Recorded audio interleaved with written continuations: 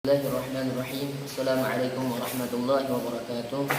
Alhamdulillah rabbil alamin, wassalatu wassalamu ala asyrafil anbiya'i wal mursalin sayyidina wa nabiyina wa maulana Muhammadin wa ala alihi wa ashabihi ajma'in.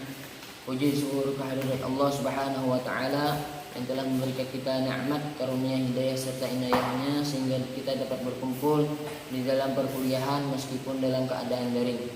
Salat berserta salam tak lupa pula kita aturkan kepada baginda Nabi besar Muhammad sallallahu alaihi wasallam yang mana beliau telah membawa kita dari alam kegelapan menuju alam yang terang benderang zulmatin nur.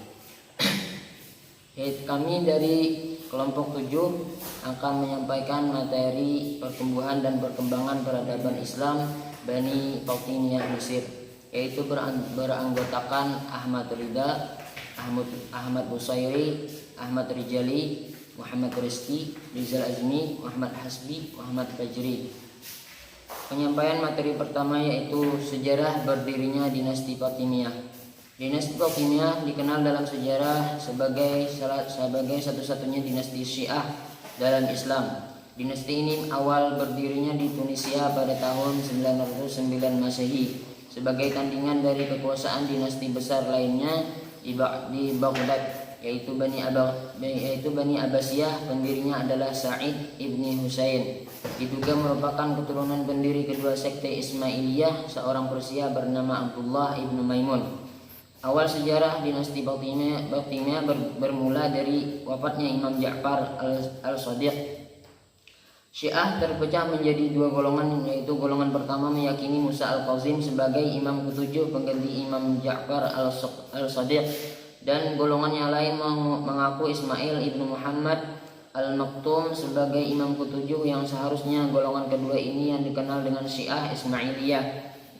Syiah Ismailiyah kemudian menjadi sebuah sistem gerakan politik keagamaan yang terorganisir di bawah pimpinan Abdullah ibnu Maimun. Misi utamanya adalah menegakkan kekuasaan Fatimiyah. Pergerakan ini kemudian dilanjutkan oleh Sa'id ibnu Husain. Mencatat kebesaran kekuasaan beberapa penguasa dinasti Fatimiyah sebagai berikut. Al-Mahdi 909 sampai 934 Masehi. Al-Mahdi merupakan penguasa Fatimiyah yang cakap.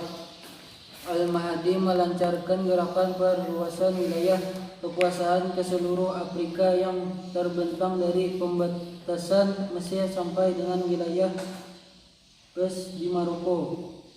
Al-Qaim 934 sampai 949 Masehi. Al-Qaim merupakan prajurit pemberani. Hampir semua ekspedisi militer dipimpinnya secara langsung. Lalu ia merupakan khalifah Fatimiyah pertama yang menguasai Lautan Tengah. Ia meninggal pada tahun 946 Masehi.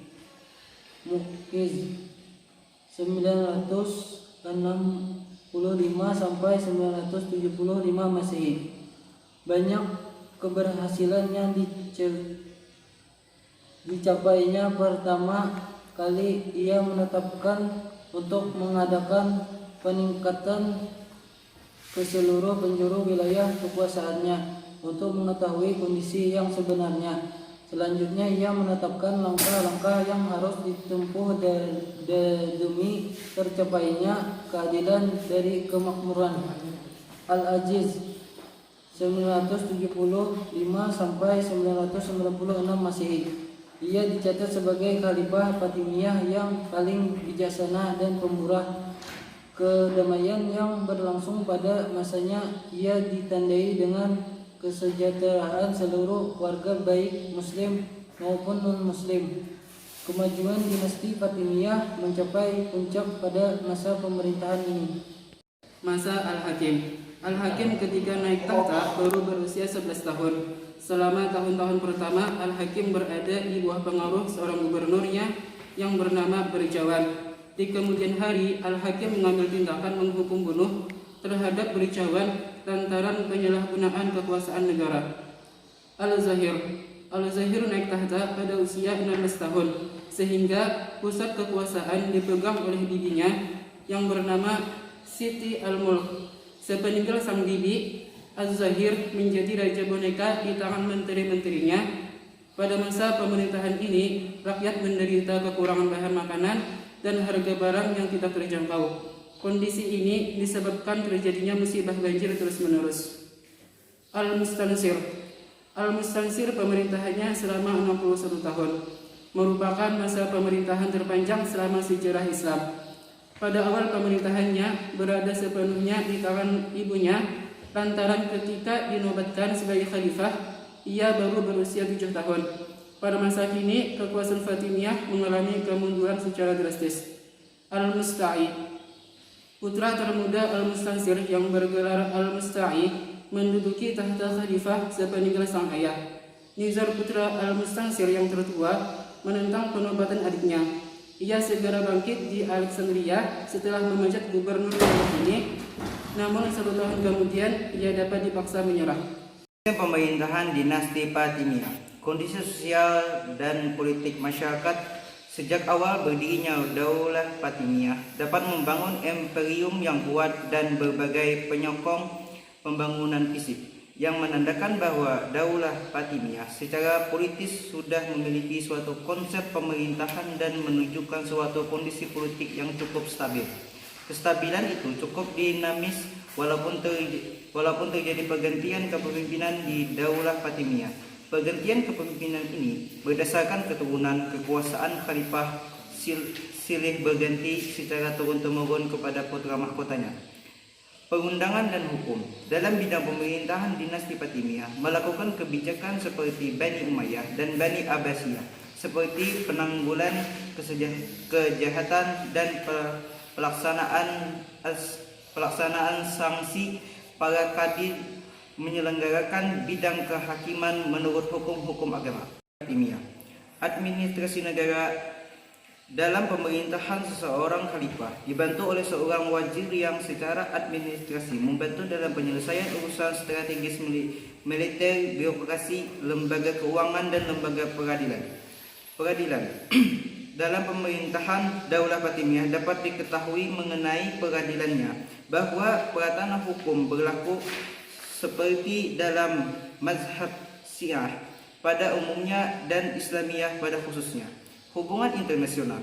Dalam hubungan internasionalnya pada kekhalifahan keempat, yaitu Al-Aziz memberi kebijakan dengan merekrut orang-orang Turki dan Negro untuk mengimbangi kekuasaan para pengawal istana yang telah terlanjur membesar dan sebagian besar berasal dari suku Barbar yang keras. Masa kejayaan dan kemajuan dinasti Fatimiyah. Bidang pemerintah. Bentuk pemerintah dinasti Fatimiyah menganut sistem pemerintahan yang menjadikan Al-Imam sebagai pemimpin tertinggi. Dinasti yang bersifat temporal dan spiritual. Khalifah memiliki kekuasaan penuh termasuk dalam rotasi kepemimpinan pejabat tinggi dinasti. Filsafat. Dalam menyebarkan tentang kesyiahannya, dinasti Fatimiyah banyak menggunakan filsafat Yunani yang mereka kembangkan dari pendapat-pendapat Plato, Aristoteles, dan ahli-ahli filsafat lainnya. Keilmuan dan kesastraan. Kemajuan keilmuan yang paling fundamental pada masa Fatimiyah ini adalah keberhasilannya membangun sebuah lembaga keilmuan yang disebut Darul Hikam. Pada masa ini, Al-Hakim mengeluarkan dana sebanyak 257 dinar untuk menggandakan manuskrip dan perbaikan buku-buku. Ekonomi dan sosial. Mesir mengalami kemakmuran ekonomi dan fatalitas kultural yang mengungguli Irak dan daerah-daerah lainnya. Hubungan dagang dengan dunia non-Islam dibina dengan baik. Di samping itu, dari Mesir ini dihasilkan produk industri dan seni Islam yang terbaik. Perluasan wilayah Daulah Fatimiyah. Hal ini dapat dilihat dari pembangunan kota Mahdiyah yang terletak sebelah selatan kota Qairouan dan menjadikan kota ini sebagai pangkalan armada laut Khalifah Fatimiyah. Sedangkan pada puncak kejayaannya, Wilayah kekuasaannya mencakup sebuah daerah-daerah Afrika Utara, Sisilia, Mesir, Syria, dan Arabia Barat. Ya. 3. Kemunduran dinasti Fatimiyah. Masa Al-Aziz. Awal kemunduran Fatimiyah sebenarnya berawal dari masa Khalifah Al-Aziz, di mana Khalifah menerapkan kebijakan mengimpor tentara dari Turki dan Negro. Hal ini mengakibatkan bahwa ketertimbangan dan ketertarikan terhadap para pengawal luar negeri, sehingga pengawal dalam negeri tersebut pun menjadi tidak terlalu dominan. Sesudah berakhirnya masa pemerintahan Al-Aziz, pamor dinasti Fatimiyah mulai menurun karena banyak kekhalifahan yang diangkat pada usia yang masih muda, yang sebenarnya tidak layak untuk memerintah. Karena usia muda tersebut, mereka tidak bisa memerintah dengan baik. Masa Al-Hakim. Banyak dari kebijakan Al-Hakim yang mencengangkan. Di antaranya yaitu membawa sikap antipati pada Al-Hakim sendiri, yang dampak menurunnya dukungan terhadap kekhalifahan Fatimiyah. Di antara kebijakan tersebut adalah ia menentang kaum Sunni, memusuhi umat Kristen dan Yahudi, setelah sebelumnya kedua umat tersebut mendapatkan perhatian yang sangat besar dari khalifah-khalifah dinasti Fatimiyah sebelumnya, terutama pada masa Al-Mu'izz dan Al-Aziz. Demikianlah yang dapat kami sampaikan. Kami dari kelompok 7 memohon maaf atas segala kekhilafan dan kesalahan. Kebenarannya itu datangnya dari Allah dan kesalahan dari kelompok kami sendiri. Wabillahi taufiq wal hidayah wa ghida wal inayah. Wassalamualaikum warahmatullahi wabarakatuh.